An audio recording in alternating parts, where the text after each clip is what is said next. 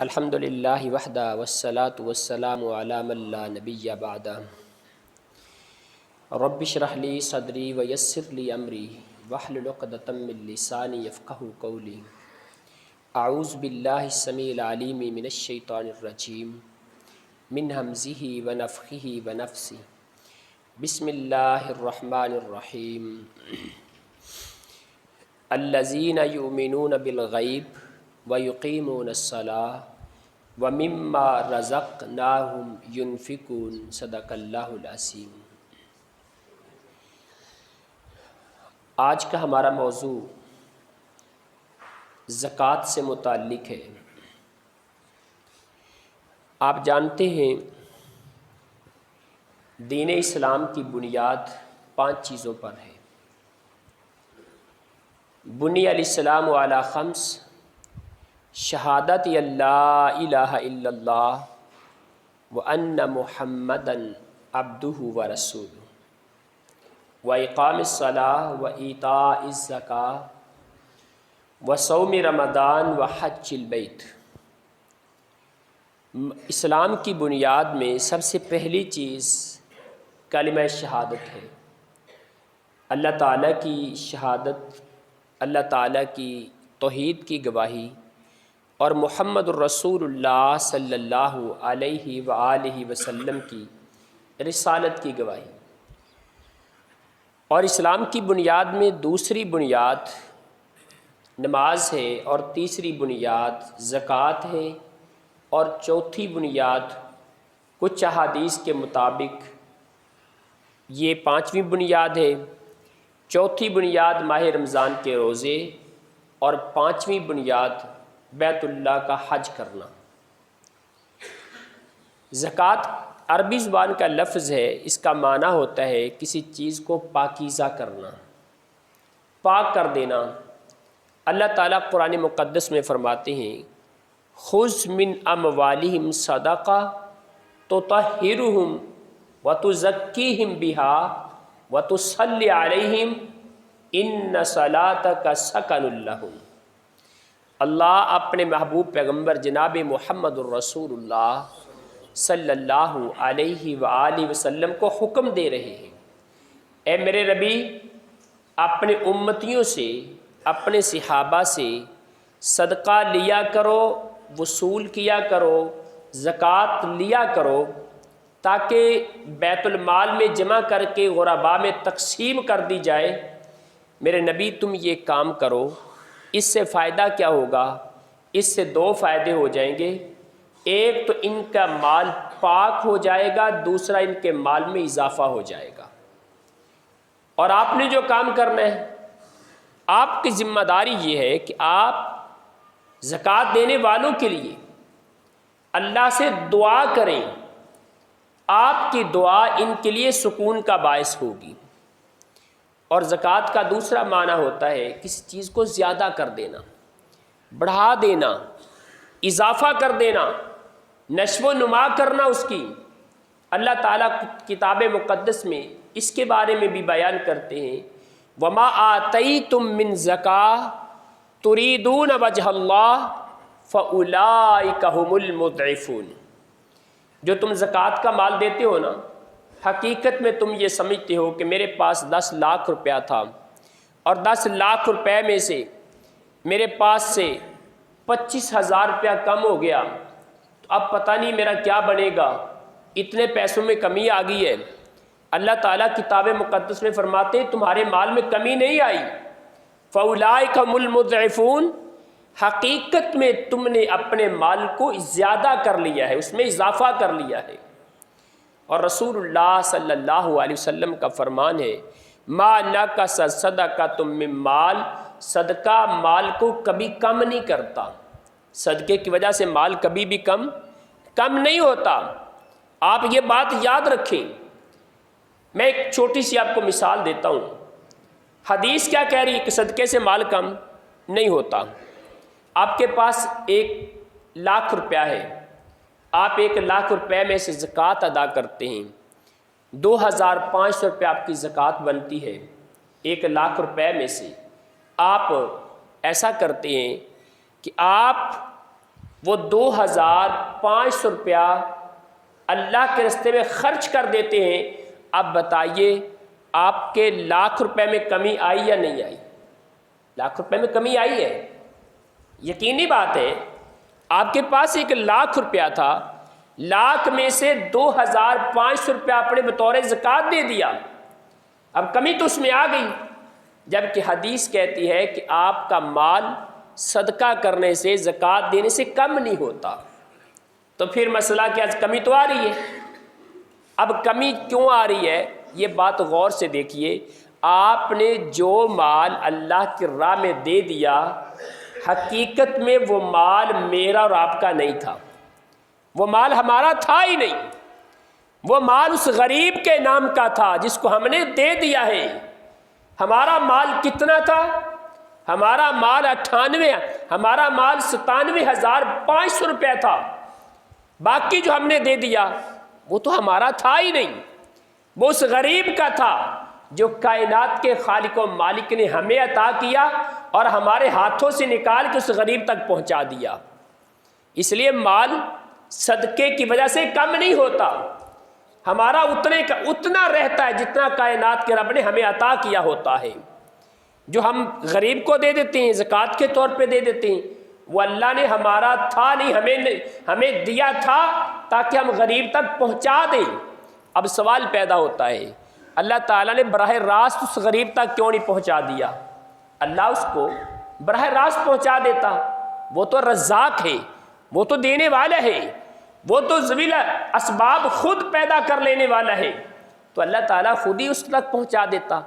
بھائیو، اگر خود اللہ تعالیٰ اس کی طرف پہنچا دیتا تو جو آپ نے اس کو مال دیا، آپ کے درمیان اور اس کے درمیان ایک محبت کا رشتہ قائم ہوگا، یہ محبت کہاں سے پیدا ہوتی؟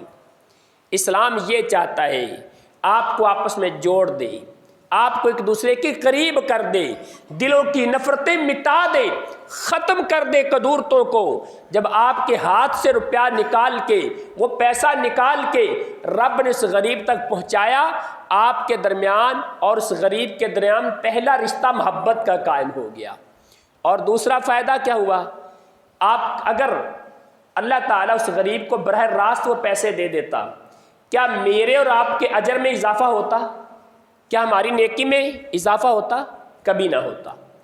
اللہ نے مال غریب کا تھا، ہمیں دیا، ہمارے ہاتھ سے نکال کے غریب تک پہنچا دیا۔ اس سے فائدہ کیا ہوا؟ اس سے 2 بڑے فائدے ہو گئے۔ ایک فائدہ تو یہ ہوا کہ اللہ نے ہمارے گناہوں کو معاف کر دیا، اور دوسرا فائدہ یہ ہوا کہ اللہ نے ہمارے درجات میں، نیکیوں میں اضافہ کر دیا ہے۔ اور اس کا ایک تیسرا بڑا فائدہ یہ ہوا، تیسرا بڑا فائدہ کیا ہوا؟ ہمارے دل سے کائنات کے رب نے مادہ پرستی کی محبت کو نکال دیا ہے۔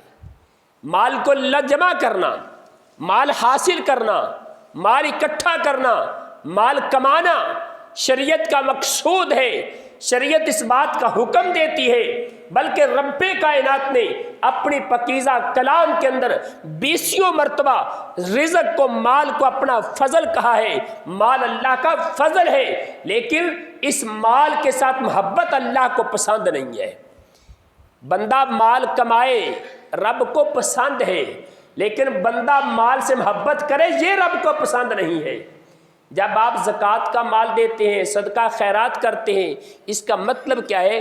رب کے سامنے اظہار کرتے ہیں، اللہ مجھے تیرے حکم سے محبت ہے، اپنے مال و دولت سے محبت نہیں ہے، اللہ مجھے اس سے کوئی پیار نہیں ہے۔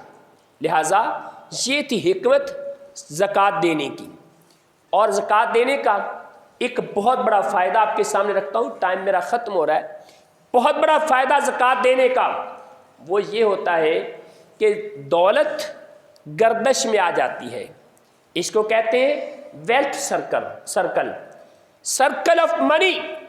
دولت ایک گردش میں، ایک دائرے میں آ جاتی ہے۔ اس کی میں تمہیں ایک مثال دیتا ہوں، بڑی کمال کی مثال، انشاءاللہ آپ سمجھو گے کہ دولت گردش کے اندر کیسے آتی، دائرے کے اندر کیسے آتی ہے۔ اور یہ اکنامکس کا، معاشیات کا بہت بڑا اصول ہے۔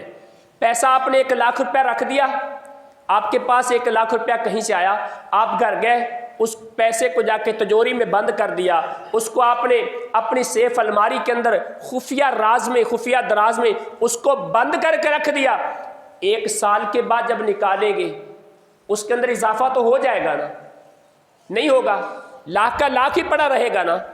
لیکن اگر آپ 1 لاکھ روپیہ اپنے کاروبار میں لگا دیں، انویسٹ کر دیں، یقین جانیں کم از کم تھوڑا زیادہ نہیں تو 1 سال کے بعد آپ 1,25,000 تک تو لازماً پہنچ جائیں گے، کم سے کم پرافٹ بھی لیں آپ۔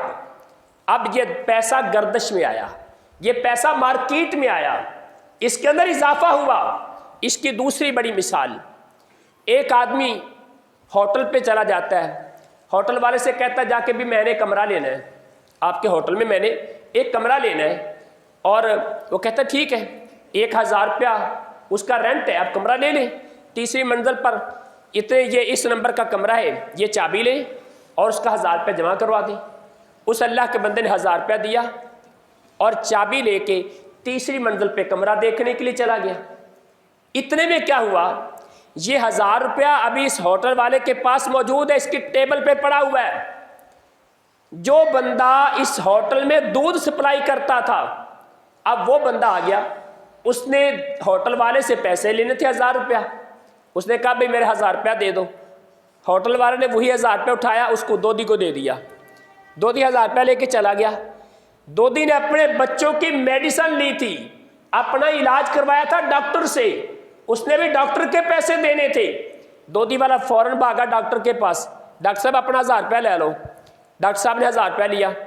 اب ڈاکٹر صاحب نے بائی چانس ڈاکٹر صاحب نے ان ہوٹل والوں کے پیسے دینے تھے کسی طریقے سے، ڈاکٹر صاحب نے کیا کیا، وہی 1,000 روپیہ ہوٹل والے کو پہنچا دیا کہ یہ میری طرف سے جو ادھار تھا وہ میں نے چکا دیا۔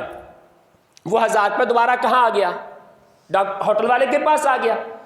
جو بندہ کمرہ دیکھنے گیا تھا اس کو کمرہ پسند نہیں آیا، وہ واپس آیا، آ کے کہنے لگا بھائی یہ چابی پکڑو، مجھے کمرہ پسند نہیں آیا، میرے پیسے واپس دے دو۔ اس ہوٹل والے نے 1,000 روپیہ اس کو واپس دے دیا۔ اب بتائیں 1,000 روپیہ جس کے پاس تھی آیا تھا اس کے پاس واپس گیا یا نہیں؟ لیکن کتنے بندوں کا قرض چکا گیا، کتنے بندوں کو فائدہ ہو گیا؟ یہ ہے گردش دولت۔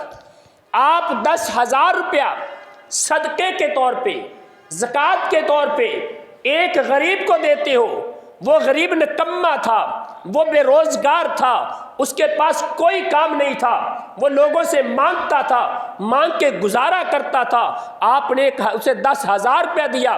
اس نے کیا کیا، 10,000 روپیہ لے کے نا وہ صبح صبح فروٹ منڈی چلا گیا، وہاں سے فروٹ خریدا، آ کے فروٹ کی ریڑھی لگا لی، 10 دن کے بعد اس کے بعد پاس 20,000 روپیہ ہوگا۔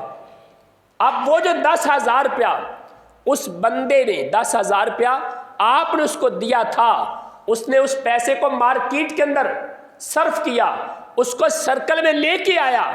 اب ہوا کیا، وہی پیسہ پلٹ کے دوبارہ آپ کے پاس آ گیا، پیسہ پلٹ کے آپ کے پاس ہی آیا ہے، لیکن فائدہ کیا ہو گیا، اس بندے کے پاس بھی پیسہ جمع ہو گیا، آپ کے پاس بھی پیسہ آ گیا۔ اگر غریب کے پاس پیسہ نہیں ہوگا تو امیر جتنی مرضی چیزیں پیدا کر لے، انڈسٹری لگا لے، فیکٹریاں لگا لے، کپڑا مارکیٹ میں لے کے آئے، جوتا مارکیٹ میں لے کے آئے، استعمال کے اشیاء لے کے آئے، غریب کے پاس پیسہ ہی نہیں ہوگا تو چیزیں خریدے گا کون وہاں سے؟ اسی لیے اسلام کے اس مسئلے میں بہت بڑی حکمت کی بات ہے، بہت بڑی حکمت کی بات ہے۔ آخر میں ایک حدیث آپ کے گوش گزار کر دیتا ہوں۔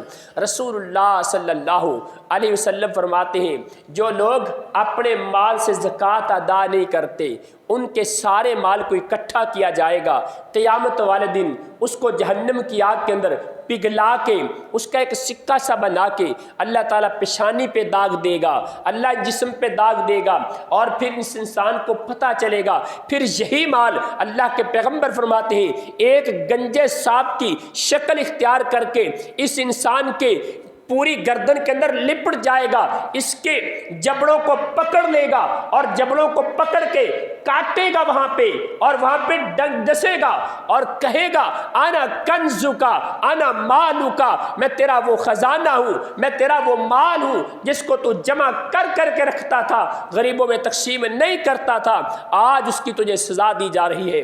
اللہ تعالیٰ سے دعا ہے اللہ تعالیٰ ہمیں اپنے مالوں کی زکوٰۃ ادا کرنے کی توفیق عطا فرمائے، اس کے فوائد کو سمجھنے کی توفیق عطا فرمائے، بخیلی سے کنجوسی سے اللہ تعالیٰ ہمیں محفوظ فرما لے۔ چونکہ ماہ رمضان آ رہا ہے، ابھی 2 دن بعد انشاءاللہ شاید اس کا پہلا روزہ ہو، تو اس کے 2-3 دن بعد کے، تو اس کے لیے بہت سارے لوگ ماہ رمضان کی یکم کو یا پہلے ہفتے میں یا پورے مہینے کے اندر اپنی زکوٰۃ نکالتے ہیں، اس کا پورا حساب لگائیے گا، اس میں ڈنڈی نہیں مارنی، 1 روپے کی بھی ڈنڈی ماریں گے نا تو شاید اللہ کے ہاں ہمارا عمل قابل قبول نہ ہو۔